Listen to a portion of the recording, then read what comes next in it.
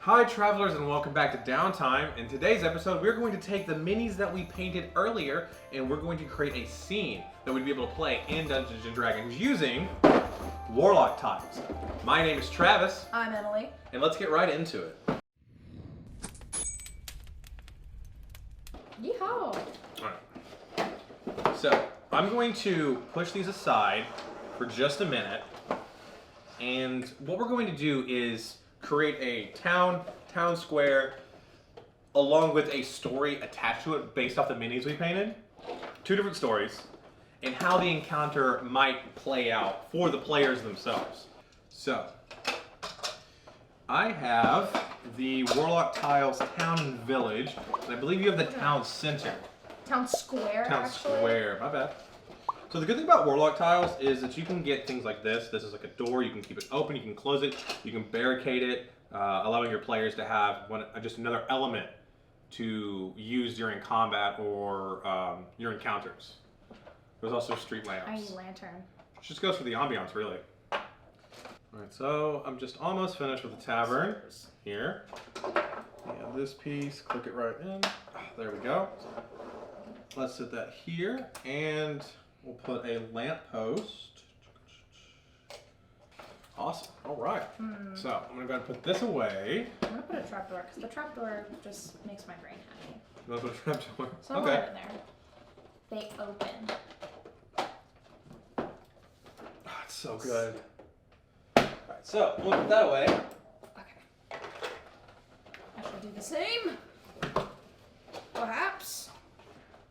You know what? Good job. So you know what? Make this actually.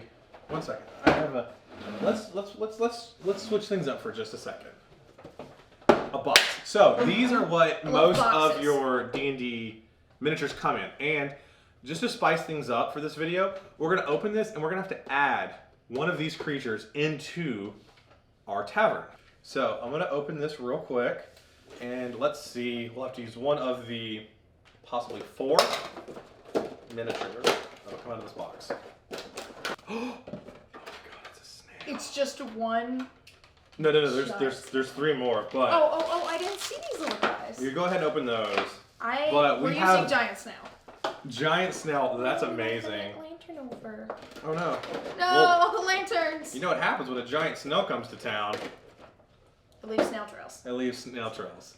Ooh, cool! Look. It's like a little bard. Oh, good. We don't have one of those. Teeny tiny. It's like a little kitty, star kitty. I wonder if it has the same. I wonder if we can displace like a displacer beast. It has like the same look as a displacer beast, which you could like teleport through the planes of existence. Is that a frog person? Is that a Feywild goblin. Feywild goblin? His little spear is kind of crooked. So, are we using giant snail? I'm assuming. Absolutely. Yeah, absolutely. Okay. So, now that we have our setup, I'm gonna let Emily go first, and she's going to be building a scene with all of these minis that we have here. Okay, do these have to be the enemies? I really don't want them to be. It's your story. Okay. I mean, as a DM, you can do whatever I'm you doing want. as I please. I need him. Okay, so this is a half orc. His name is Grug, and he's in drag. And this is his very supportive father. So I'm building. This is going to be a pride parade. Okay. So I like the lore that here. you've built over the episodes. Yeah. This is a lesbian snail, I've decided. It's lesbian colors on its shell, so... Okay. It's also attending the Pride Parade. They're just having a good time. Lovely. Gay dog. Yeth is gay, too, if you didn't know that. Yeah. Yeth, my Yeth hound. Okay, and then I'm going to use these guys. So this guy looks like he's preaching something out of some kind of book. So he's going to be a protester to the Pride Parade. He's preaching something, he's like a religious... fanatic, extremist type. This guy just looks like a what's the word I'm looking for? He looks regal. Wealthy. He looks like a colonizer, so he's also going to be part of the protesters. Yeah. Okay. And then he just looks angry. He does. So he's also going to be part of the protesters. He's just going to kind of go over here. The dragon, he's just kind of homophobic. Not really any specific reason why. You're He's saying just like Michael's homophobic? he doesn't have to be Mike specifically in this Oh, situation. okay, yeah, okay. He's just taking the place of a homophobic dragon. The city turmoil, he could be, whether his beliefs fall into anything, chaos is what he wants. Yeah. So if the villagers are tearing each other apart, He's just like, yo, what up? He could be all apart and be like, oh, did you hear what Linda the Stale said about you, Colonizer Jim? Colonizer Jim? That's a good name for Mr. Colonizer here. So they're about to have an epic showdown, probably a dance battle. That would be interesting. Would be how Yeth is gonna do in the dance battle. The gay Yeth Hound. I'm not sure, but he's gonna definitely try his best. He'll break it down. I think Little Miss Snail is gonna kill it. I kind of already had this in mind when I was building this. This is what I wanted to do. And as soon as I saw the color of the snail shell, I was together? like, oh yeah, it's perfect. Look at those colors. That's a gay snail. That's a lesbian. It's true. A lesbian snail. All right. You know, a lot of snails are hermaphrodites, so it could currently just have female parts, and it only wants to get it on with snails that are also currently using female And parts. if you don't enjoy D&D, at least you learn something about biology when it comes to snails. Now you know, a lot of snails are hermaphrodites. So, I think this fight would do pretty well. Thanks for coming, Dad. I love you, son. Oh, happy ending. So sweet.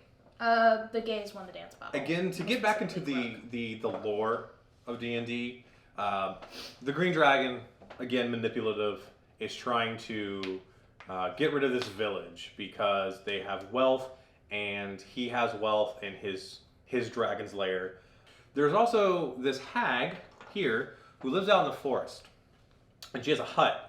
And ever so often, these hunters and these gatherers will go through, and she gets very frustrated with these people going through her woods, taking what are hers. And she meets up with the dragon, and they devise this plan where the dragon's like, look, if you want to get rid of these people, we can have the capabilities. You open a gateway to the Feywild, which hags can do, and if you do that, send some of these creatures and we can overthrow this village. I will come through blasting flames across them. So you have this hag who opens this portal in the beginning of the town, sending out the Yeth Hound along with... Does Linda have a name? Oh, it's just giant snail. This giant snail comes from underneath the sewers, blasting this piece of metal against the walls. One of these beasts have already slain and is devouring this small halfling here. Your heroes, an archer, a knight, and a rogue appear, and they will be doing battle against the hag's forces. And as the battle would rage, you would see these creatures fall, and hopefully our heroes would survive. And in their weakened state, here comes the advantageous dragon to finish off the party by the end of the encounter. So you would have two separate fights leading into the final fight with the Green Dragon in the tavern itself. And hopefully, everyone's roles would be good, and the Green Dragon would fall and the city would be saved.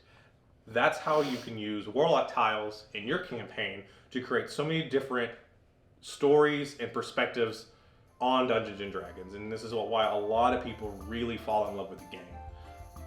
If you'd like to see more content like this, go ahead and like the video below. Comment if you want to see us build anything else. Maybe we can get some other WarLock tiles, build a dungeon, build a forest. We also have other things that we can make maps onto and other videos we could show you later on. Again, my name is Travis. I'm Emily. And y'all have a great night. Enjoy your short rest.